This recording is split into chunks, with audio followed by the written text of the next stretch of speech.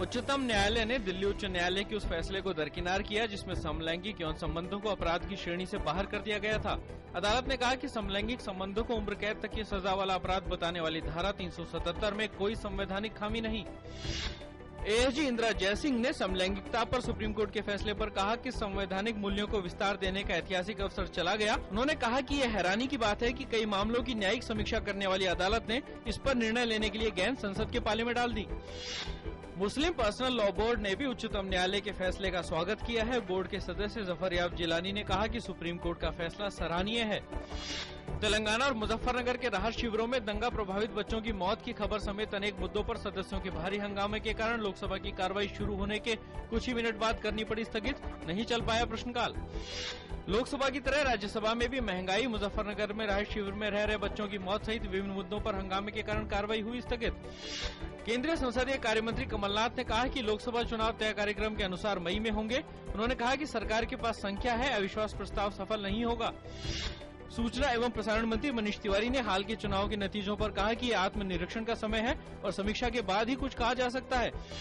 वित्त मंत्री पी चिदम्बरम ने कहा कि राजकोषीय स्थिति को मजबूत करने के कार्यक्रम को लेकर कोई समझौता नहीं किया जाएगा। उन्होंने कहा कि राज्य महंगाई पर लगाम लगाने के लिए जमाखोरों के खिलाफ कार्रवाई नहीं करना चाहते।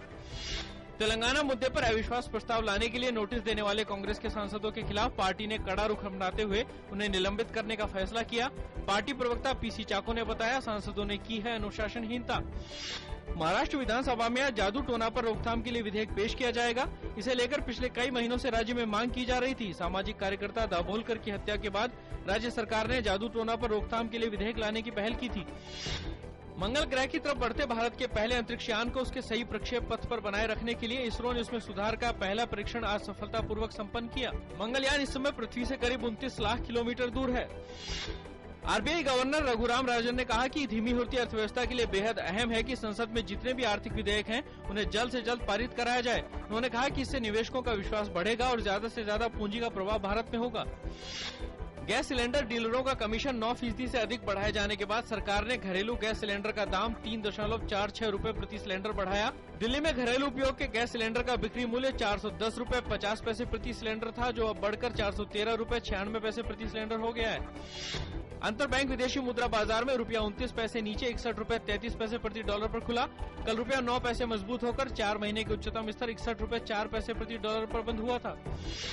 शेयर बाजार में देखी गई गिरावट, सेंसेक्स 90 अंक से अधिक की गिरावट के साथ 21,165 पर खुला। मशहूर सितार वादक पंडित रविशंकर की पहली पुण्यतिथि आज। भारत रत्न से सम्मानित पंडित जी ने पश्चिम की दुनिया को भारतीय शास्त्रीय संगीत के जादू से कराया रूबरू। पाकिस्तानी वायुसेना को 1971 की लड़ाई में जबरदस्त झटका देने वाले MiG-21 लड़ाकू विमानों के पहले संस्करणों में से एक आज इतिहास बन जाएगा। पश्चिम बंगाल के कलईकुंडा वायुसेना अड्डे पर आयोजित फेजिंग आउट समारोह में वायुसेना प्रमुख air chief marshal NAK brown ने आज इसमें आखिरी औपचारिक उड़ान भरी।